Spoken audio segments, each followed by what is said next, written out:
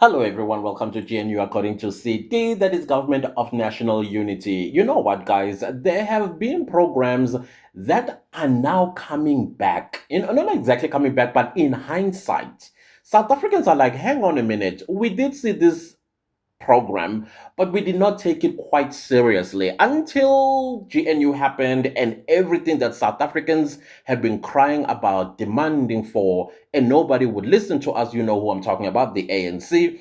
And now that we have a government of national unity, and now they are listening to the people of South Africa, suddenly we're like in hindsight, wait a minute, let's go back to that TV program we once watched. And I cannot believe the things that used to be said in on our faces brazenly with such disrespect and disdain, and also not recognizing the people of South Africa in these conversations at all. It was all about foreign nationals, some of whom pretend to be refugees the moment they are caught by the police. Then they say, no, no, no, no, I'm in this country because I'm waiting for my refugee status.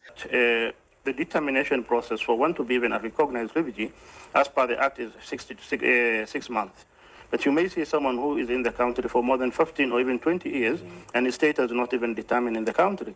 So by not even allowing me to have a say in the politics of the country that I seek refuge, or my home country, is a clear violation, because you are cutting me from my country. When South Africa sought refuge elsewhere in the world, despite being in camps that were earmarked for them, the leaders of the African National Congress, the likes of actually Oliver Tambo, Nelson Mandela, could even transfer the whole of Africa, seeking solidarity, seeking monetary intervention. So this is a clear violation. And I think by working with lawyers for human rights and others, the Refugee Act is the supreme law of the constitution of the country, and anything that goes against actually the supreme law of the country, we will automatically challenge it in a court of law. Now, while they were waiting for their refugee status, one had to ask oneself is, okay, I understand that whenever a country goes through some kind of political turmoil or tribal turmoil, there will be those that are going to escape the country and go to a neighboring country to seek asylum or seek some sanction, I mean, not sanction, sanctuary, and possibly even refugee status. And why they do that, they're waiting for their country to solve whatever the issue is. Then after that, they go back home, right? Now, funny enough, you have people that are coming from the DRC. Now, how many countries must you come across before you get to South Africa? Rwanda. How many countries must you cross to get to South Africa? Malawi, Zambia, all these countries that are here. Don't even get me started with Nigeria because you need a flight for that to get to South Africa. And where did you get the money for the flight to come to South Africa? And suddenly now, when you are in South Africa, when you are caught by the police, you say, oh no, I'm waiting for my refugee status. What war is going on in Nigeria? The question I've always asked myself. Because you always hear them say, no, I'm waiting for my refugee status, or I am a refugee, or I'm a Ghanaian, or whatever the excuse that they always give. The ones that really drive me up the wall is the Congolese. Listen, I know there are wars that have taken place in Congo, and apparently there's still instability going on the eastern part of Congo, but the rest of Congo, hey, life is happening. When I say life is happening, I was shocked when I traveled to DRC not so long ago, probably like 2, 3 years ago.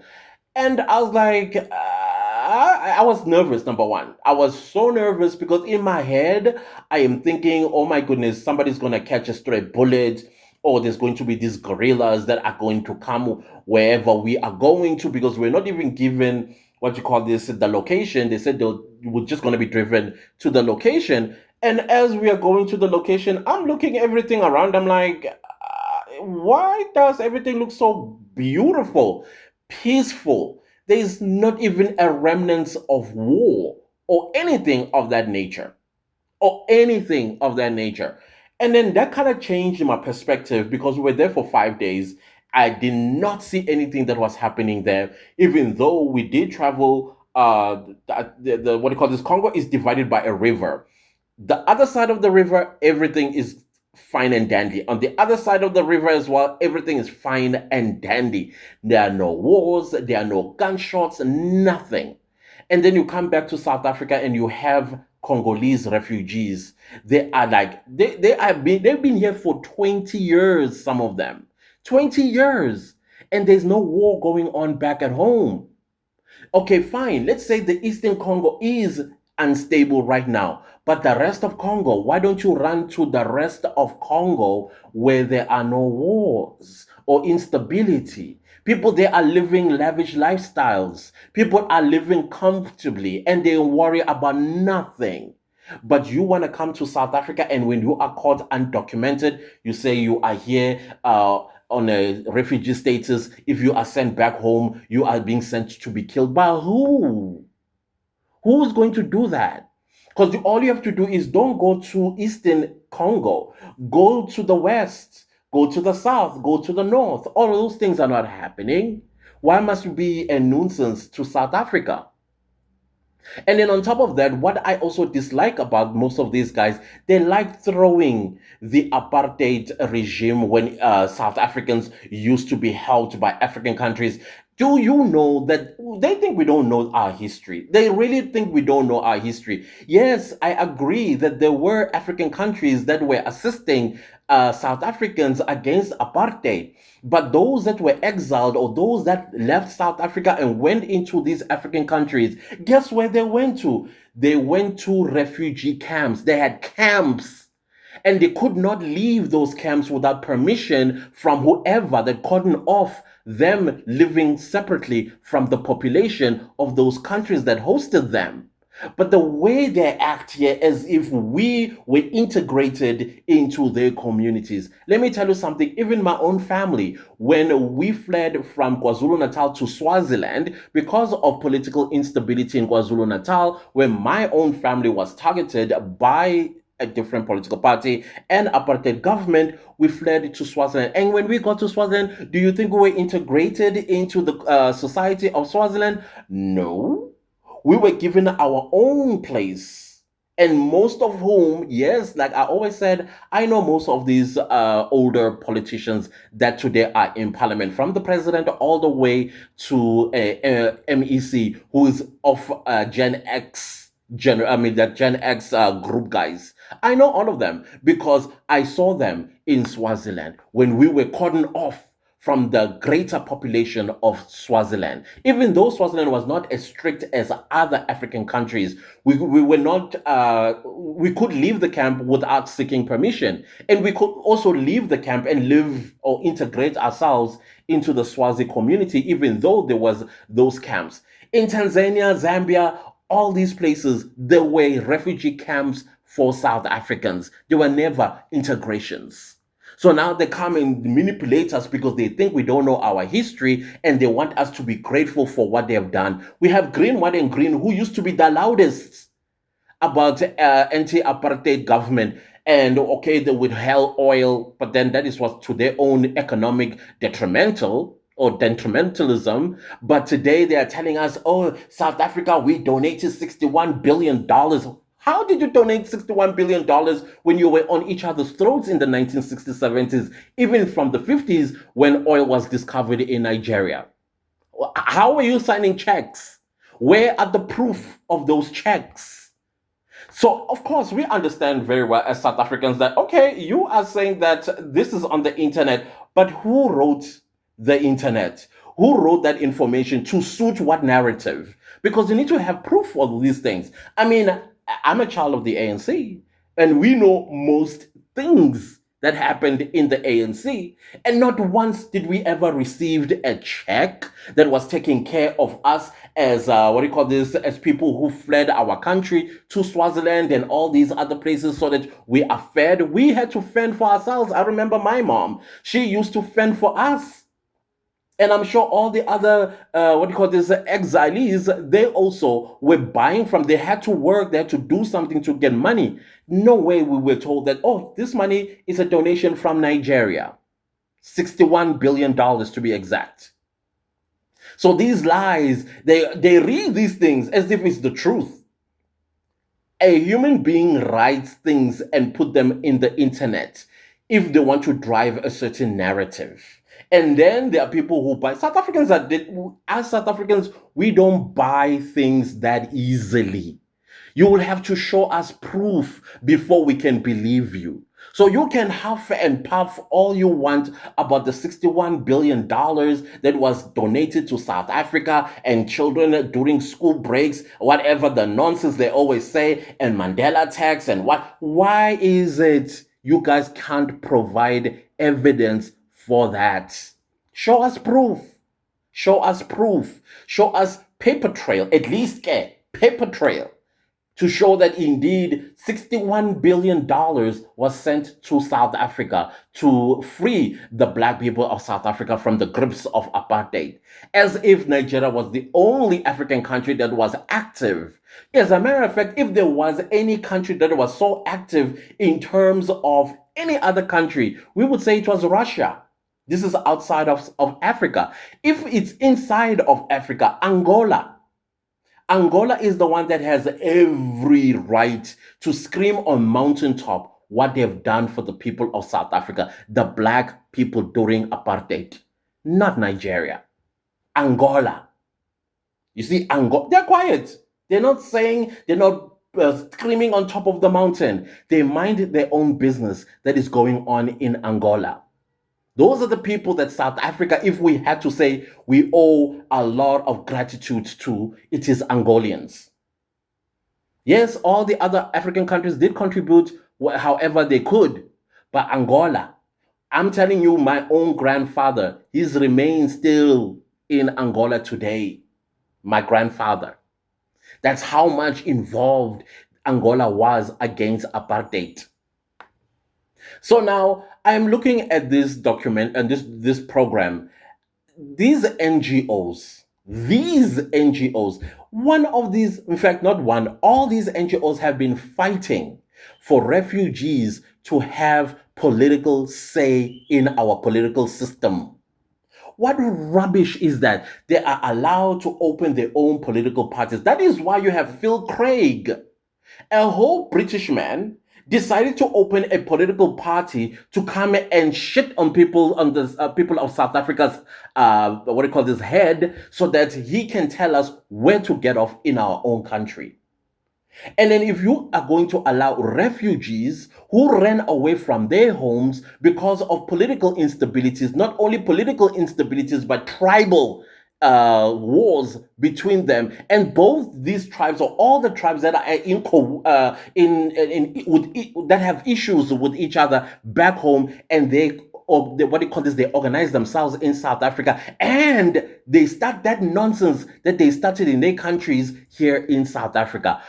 And then we get caught in crossfires as the people of South Africa. What kind of national security risk are they asking us to compromise? These NGOs. That's what they are saying. Like, no, let them open political parties. Okay, fine. We know that politics in some of these countries that are outside of South Africa, very dangerous, deadly. We're talking wars here. And imagine all those wars brought here under, not even under our feet, but right in front of our doors. How are we going to protect ourselves? We are not a country that learned how to hold a gun and defend ourselves. We are not militant. We were never militia. They know all of these things. They know all of those tactics. Some of it is their culture. And it's not ours. That is why in South Africa, no South African has an appetite to lift an arm and go fight. A fight against who? Our own?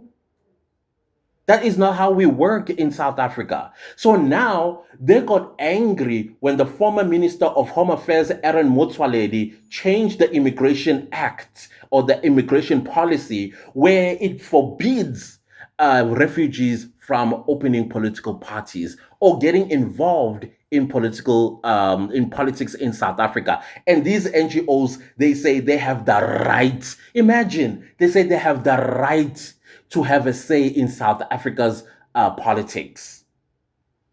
But they are not saying that anywhere else.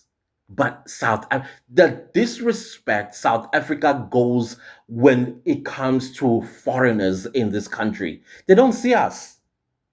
They don't see us. We don't exist. They want to do a takeover. It's like some kind of a coup d'etat that they want to conduct. But the problem that they are having, yes, our constitution is an issue and it's got issues. But our constitution also protects the people of South Africa very strongly. And as a result of that, even though they try to take us to court, the constitution comes and plays a role and it repels them back. And now that is why they were fighting so hard for the EFF to win the elections, so that under Julius Malema's presidency, they are able to do this. Open political parties. Next thing, there's war in South Africa of people that don't even belong here. And then who get caught in the crossfire? It's us. You know why we are going to get caught in crossfires? Because they are in our communities. They live amongst us. They know each other as enemies. You are my enemy because they can't do anything to each other because of the of law or whatever fear that they may have. They restrain themselves. Imagine when now they have a political party. The one side has its own political party and the other side has its own political party. I mean, somebody made a very good example about 1994. Remember 1994, Rwanda, the Hutus and the Tutsis? And I am telling you right now, the Hutus and the Tutsis, they live in South Africa. Some of them, they are refugees, inverted commas, in South Africa since 1994. Imagine those two groups. They open their own political parties and old wounds are revived and then they get at war with each other. Who do you think we are? Who do you think we are? We've never picked up an arm before. We don't know how to shoot a gun. But we are going to be caught in that crossfire. Same goes with the Congolese that are here in South Africa. The East and the rest of Congo, including the Rwandans, they're all here in South Africa. And you allow them to open a political party, what do you think is going to happen? So we'll be fighting so many wars that are going on the African continent, which I don't think that will happen no longer. But those wounds, those hatred and revenge that they hold in their hearts and they take it out on their own people that are here in South Africa, our national security will be non-existent. So Aaron Mutsualedi was like, this is not going to happen. And these NGOs are saying, no, it must happen. Because they have the right to. They have a right to our political system. That is what they are saying. Meaning that since they have a right to our political system, they also have the right to be voted into parliament. So if they open a political party, we allow them to open a political party, and then they people vote for them, get enough votes to give them a seat or two or three or even 100 seats in parliament. And then the South African political landscape as we know it changed. And suddenly it looks exactly like that of Congo, or exactly like that of Rwanda, or exactly like that of Zimbabwe, or exactly like that of Malawi, Zambia, Nigeria. Imagine that. Just take a few moments and think about that. But no, we must keep quiet as citizens because we don't exist. No, that cannot be. That cannot be. That cannot be, fellow South Africans. We can never allow this to happen. We can never allow this to happen. That is why they need to pack up and go. There's no war going on in Congo. There's no war going on in Rwanda. There's no war going on in Zimbabwe. There's no war going on all across the continent. Go home. Go home and fix your home. Go home. Go home. You're not welcomed here no more. I want to make this loud and clear. You are no longer welcomed here anymore. Those that are welcomed here are those that are legally here, that are documented. If they try something, we know where to get them. Our police, know where to get them. Only legal people that are supposed to be here. Those are the ones that are welcome because high chances are they are contributing positively into the economy of South Africa. Those that are undocumented, go home and don't come back. Even if you have the right papers, don't come back. South Africans need to be put first. South Africans need to be put first. And I am liking as well what is going on with the roadblocks. At some point, most of these undocumented foreign nationals that work, that wake up every morning to work, you will see very soon the people that employ them. When they are no longer making money, because their employees are no longer coming to work because they fear of getting arrested when they're going to work. That's how we are going to see the people that are enabling this to go on. They need to be arrested. The moment they open their mouth, the police, Home Affairs, everyone else need to pay attention. Pay attention, go investigate them, throw them in prison. Because they're going to cry soon. They're going to cry. I know also taxi drivers or taxi owners are also going to begin to cry because their taxis every morning and every evening are full of foreign nationals going to work. And now there's going to be a small pool of people being driven to work because those people are South Africans. Maybe a taxi is not going to get full going to Sandton from Bree Street or from Nord. And they're going to cry. But then they need to also work with us. Be patient because sooner or later, the jobs that these foreign nationals were going to will open up vacancies for South Africans to get employed. And that is when their taxes will start filling up again. South Africans first. Don't come back. Just don't come back. Go and don't come back. Fix your country. Fix your people. Talk to each other. Influence each other, form political parties that you know will change the course of your fate in your country. You can't do it here. It's not going to happen. That's for sure. So now, like I said, in hindsight, I was like, no, no, no. There were things that were said before. Let's go revisit and hear what exactly were these people saying? They were spitting on our faces. Not once do they mention South African people and South African people's safety. Nowhere. It's about them. And look at them, how they look like. One guy is big. You can tell all he wants is to have this political power that South African politicians enjoy. Nice cars, nice houses, free flights, and then you sit in parliament, do nothing. That's what he wants. That's what he wants. And then cause trouble and problems because he comes from a certain tribe and probably he has scores to settle with the enemies of the country he comes from or within the country he comes from. And they are here in South Africa and he's going to use political power to deal with them.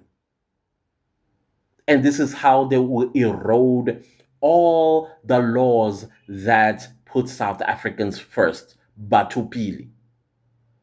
Even though it has not done anything so far for us, but that they will change it because at some point South Africans are going to rise and say, wait, like how we are doing right now. We are saying, wait, no, we've been in the back burner for very too long. Thank you very much. Go home. So I just thought, let me play you that clip and hear the nonsense that was being said. And thank you, Aaron Mutsaledi. I mean, honestly, I don't think we've thanked him. Thank you for blocking this nonsense. Hopefully, Dr. Schreiber will take over from here and make sure that none of this ever comes to fruition. Fight them in court to the bitter end because that's where they like going to. You heard one of these guys threatening that if they're not allowed to open political parties in South Africa and be part of South African political system, they are going to take us to court. That's what he said. You heard him. That's how much these guys dislike and disrespect us, the people of South Africa. I hope he's deported. Anyways, guys, I thought, let me just bring this thought to your attention. It's something for us to ponder about so that we send a message to the GNU and say, these are the laws that you need to create now to protect us, our national security as well. Don't compromise our national security. Thank you guys so much for watching. Thank you for listening. It's listening more than watching. Thank you for listening. And thanks again, guys, for the support. Goodbye.